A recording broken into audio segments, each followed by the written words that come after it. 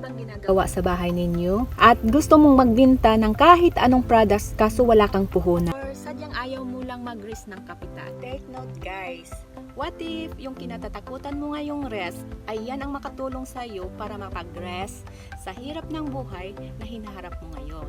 Why not to try dropshipping business like Sitaw? This is online e-commerce industry where online na ang market or online na ang buying and selling ng mga products ngayon. Ito sa Sitaw Dropshipping, hindi mo na kailangan ang actual na products para ibenta. Dahil dito kay Sitaw, sila nang magmamarket, magdi-deliver ng mga products para sa customer.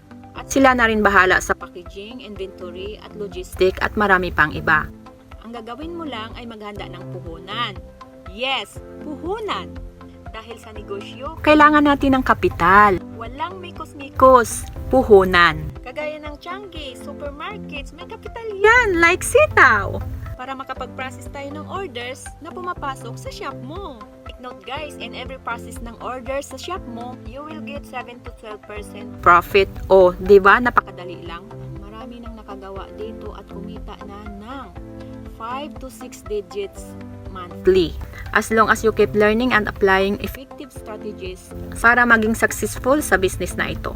Kaya ikaw, kung nag-iisip ka kung ano ang pwedeng mapagkikitaan sa free time mo, just search www.sitaw.com at tingnan ang mga products na nakalagay. Pwede mong ilagay sa shop mo. At kung nakapag-decide ka ng maging isang seller at mag-register, fill the details gamit ang referral code na ito.